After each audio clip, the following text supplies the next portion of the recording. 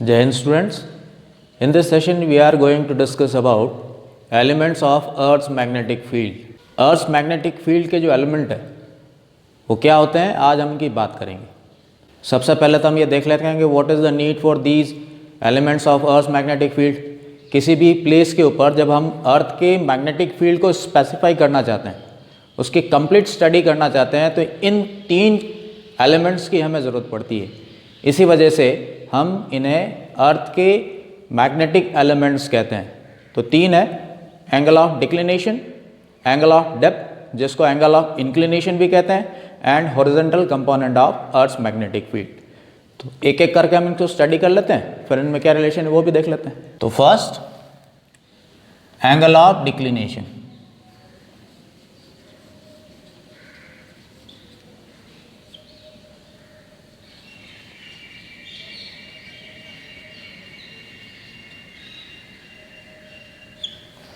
Angle of declination means what?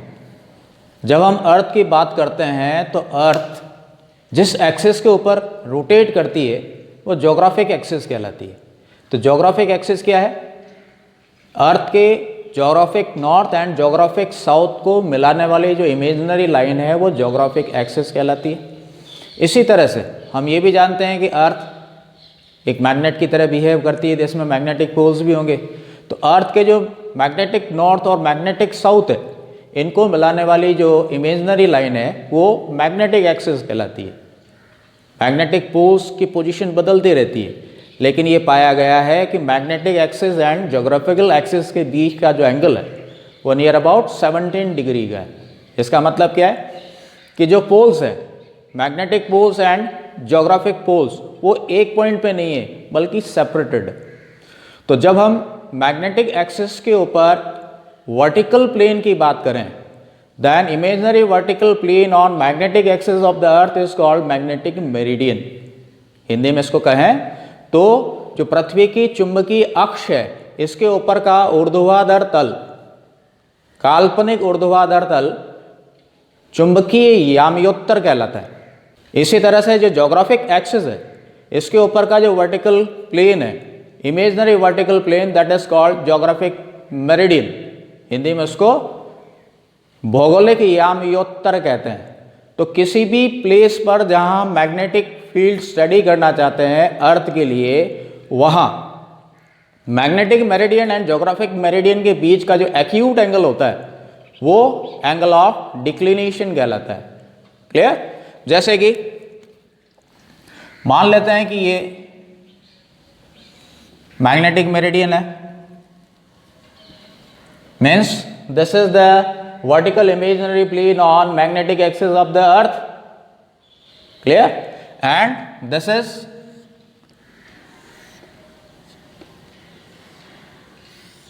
geographic meridian.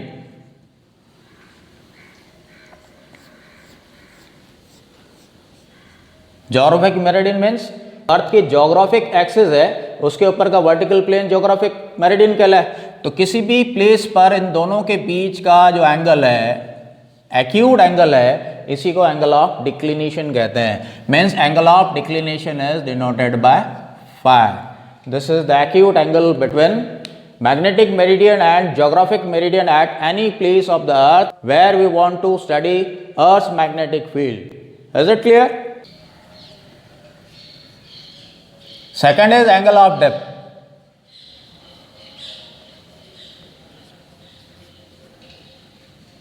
Angle of depth is also known as angle of inclination. तो अभी हमने बात की magnetic meridian की। तो ये क्या है? अर्थ की जो मैग्नेटिक एक्सिस है उसके ऊपर का वर्टिकल प्लेन है। यदि इस मैग्नेटिक मेरिडियन में कोई मैग्नेटिक निडल अपने सेंटर ऑफ ग्रेविटी पे घूमने के लिए फ्री है, the magnetic needle is free to rotate about its center of gravity in magnetic meridian, then angle made by the magnetic needle with horizontal is called angle of dip or angle of inclination. कैसे? जैसे कि magnetic meridian में हमने एक magnetic needle को रखा जो अपने सेंटर ऑफ ग्रेविटी के अराउंड फ्रीली रोटेट कर सकती है। तो इस कंडीशन में In fact, the magnetic needle will show resultant magnetic field of the earth at that point. उस जगह पर ये जो मैग्नेटिक निडल है ये अर्थ के रिजल्टेंट मैग्नेटिक फील्ड को इंडिकेट करेगी। तो ये जो मैग्नेटिक फील्ड है, रिजल्टेंट मैग्नेटिक फील्ड है, ये हॉरिजॉन्टल के साथ में जो एंगल फॉर्म करेगा,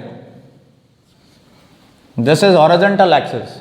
net magnetic field of the earth making an angle with horizontal is called angle of depth. इसको हम थीटा से इंडिकेट करते हैं।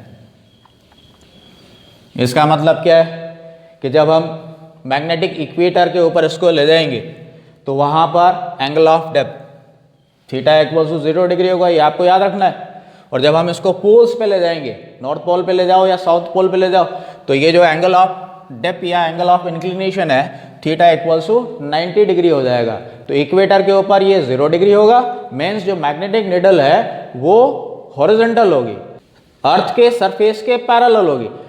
लेकिन जब मैग्नेटिक निडल को हम किसी भी पोल पे, अर्थ के मैग्नेटिक नॉर्थ पोल पे या मैग्नेटिक साउथ पोल पे ले जाएं, तो दोनों कंडीशन में ये कितना एंगल फॉर्म करेगी, 90 डिग्री का, मीन्स ये वर्टिकली अपवर्ड्स हो जाएगी। ये आपको याद रखना है।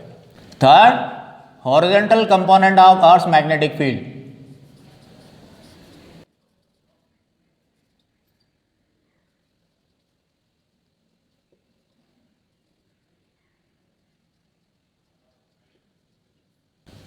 This is denoted bye BH और सिंपली H।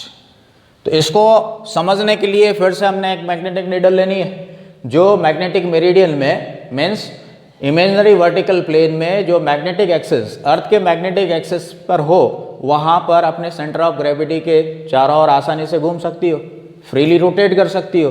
तो किसी भी पॉइंट पर वो magnetic field intensity means net magnetic field intensity को शो करेगी। तो इस मैग्नेटिक फील्ड इंटेंसिटी को हम दो कंपोनेंट में रिजॉल्व करते हैं।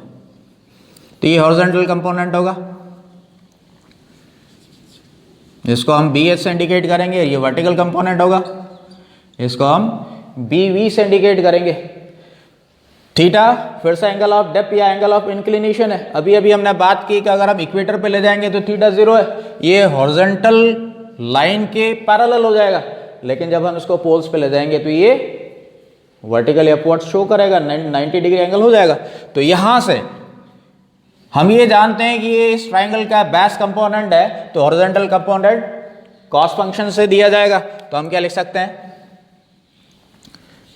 BH equals B cos theta, let this is equation number 1, and BV equals B sin theta, let this is equation number 2। तो ये जो BV है ये अर्थ मैग्नेटिक फील्ड का वर्टिकल कंपोनेंट है। इक्वेशन नंबर 2 को इक्वेशन नंबर 1 से divide कर दें तो क्या मिलेगा, BV upon BH equals B sin theta upon B cos theta. B is cancelled out और BV इक्वल्स, ये यहां चला जाएगा, BH tan थीटा। तो ये इनके बीच में रिलेशन है। इसी तरह से इक्वेशन नंबर 1 और 2 को स्क्वायर करके हम ऐड कर दें तो इनके बीच में एक और रिलेशन हमें मिल जाएगा। तो स्क्वायर करके ऐड करें तो हमें क्या मिलेगा, B square sine square theta plus B square cos square theta equals BH square plus BV square और B स्क्वायर कॉमन ले लिया, sine square theta plus cos square theta equals BH square plus BV square और B square, this is 1 equals BH square plus BV square और B equals under root BH square plus BV square. Clear?